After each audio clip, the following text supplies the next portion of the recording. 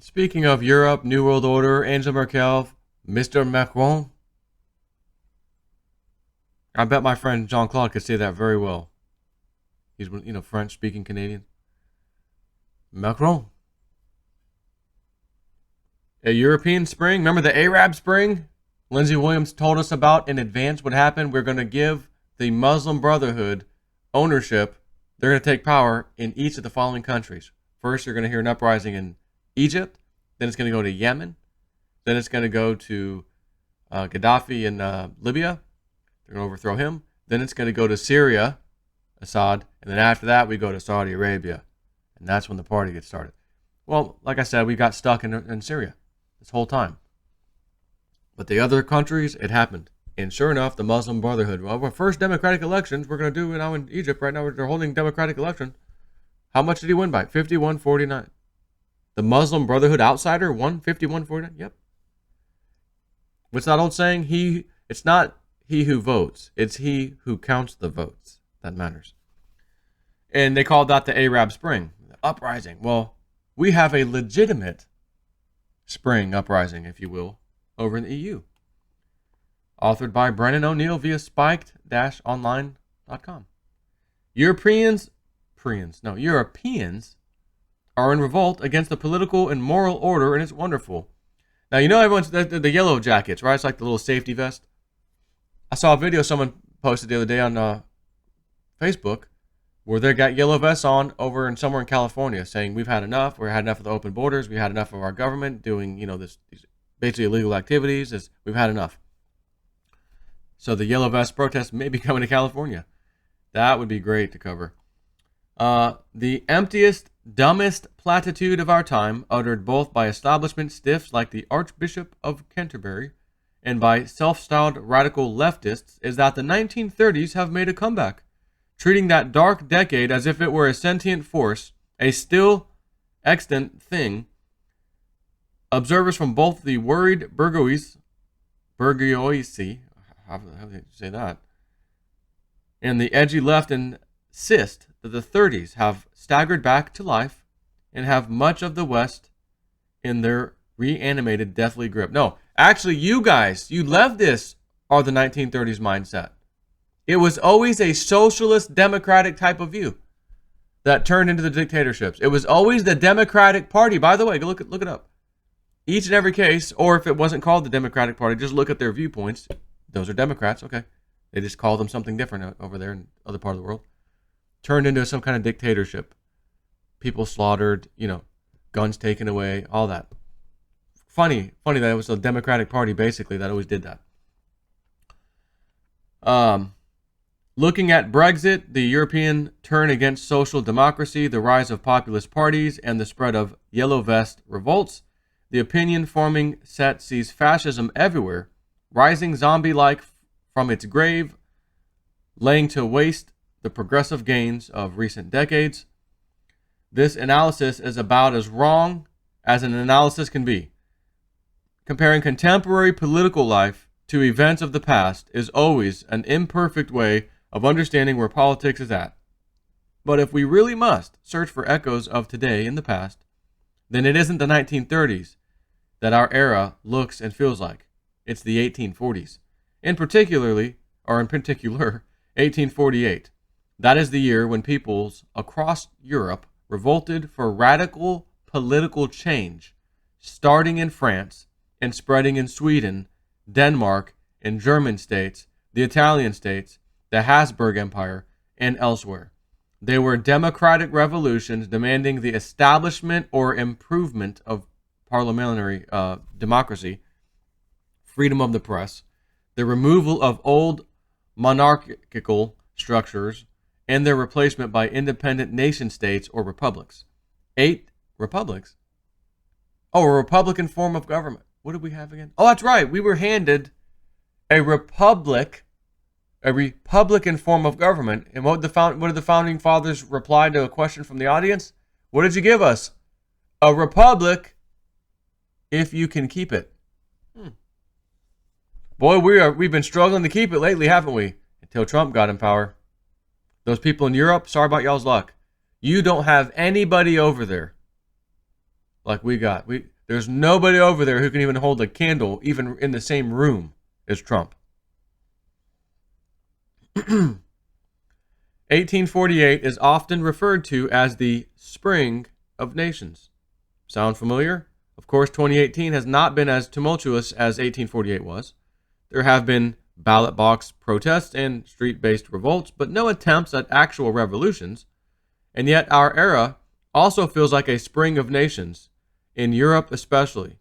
There are now millions of people across Europe who want to reestablish the ideals of nationhood, of national sovereignty, and popular democracy against what we might view as the neo-monarchical structures of the 21st century technocracy. The sustained Gilets Jaunes revolts, or is that Gilets Jaunes? How do you say that, son? Revolts in France captured this well. Here we have an increasingly monarchical ruler, the aloof, self-styled Jupiterian president of Emmanuel Macron, being challenged week in, week out by people who want greater say and greater national independence. Macron equals Louis XVI, said graffiti in the Gilets once ruled streets during one of their revolts. And we now know what happened to him. Though in 1793, of course, not 1848. France's February Revolution of 1848, which brought to an end the constitutional monarchy that had been established in 1830 and led to the creation of the Second Republic, was one of the key igniters of the People's Spring that spread through Europe in 1848. Today, likewise, the Gilets Jaunes, I'm hoping, can I just look that up? I want to make sure I'm trying to say that right. Yellow vest. Oh, well, that's Wikipedia already has the yellow vest. Gilets Jaunes. That's what I'm going with. That's my version of France. I don't speak freaky deaky Dutch. In recent weeks, yellow vest protesters in Belgium. Belgium. It was also on Austin Powers. Was raised by a Belgian prostitute. Have tried to storm the European Commission, an unprecedented event, by the way, which got strikingly little media coverage, while yellow vests in the Netherlands have called for a referendum on EU membership, and in Italy they have gathered to express support for their Eurosceptic government. That election in Italy was the key event of 2018. Coming in March, it brought to power the League and the Five Star Movement, parties loathed by the EU establishment, and in the process, it shattered the delusions that had gripped many European observers following the election of Macron last year. That election's victory represented the fading away of the populist moment. Italy disproved that. French revolters confirmed it. And local and national elections everywhere, from Germany to Sweden, added further weight to the fact that the populist revolt is not going away anytime soon. When you're in the thick of something, when you're really reading daily reports about the elite's war on Brexit and seeing tweeted photos of Paris burning and watching as the EU declares political war on the elected government of Italy, by the way, Italy's the only one out of the entire EU zone that kind of has a piece of Trump running their government. It can be hard to appreciate the historic nature of what's going on, or adjust the magnitude of it. We all get so bogged down in the ins and outs of the Brexit negotiation. In truth, there is no real negotiation, but rather mild disagreements between the EU and the UK establishments over how Brexit might be most smoothly, killed off. We pore over graphs showing the collapse in public support for the old mainstream parties, especially social democratic ones. Again, what did I say? So the socialist ones, social democratic ones. We express surprise at the corrosion of consensus politics, even in Sweden, that traditionally is most consensual of countries. But it can be hard to piece things together and create a bigger picture. We should try to, though, because then we might see that ours really is an era of revolt, of chaos even, but welcome, good, fruitful chaos. What we have across Europe is people calling into question the prevailing political, moral, and cultural order. These are not mere economic revolts, even in France, where economic issues have certainly been in the mix. Leftist observers, when they can bring themselves to confront the revolting moment, have tried to reduce the populist uprising to a cry for help by the left behind or the economically vulnerable. The vote for Brexit was really caused by people's sense of economic insecurity, they claim.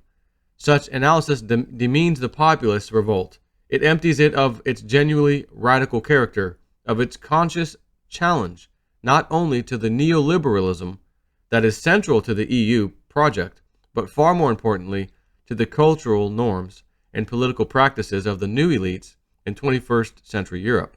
To say, these people are poor and that's why they're angry, is to rob these people of their radical agency. In a sense, 2018 is less like 1848 itself and more like the decades that preceded that tumultuous year.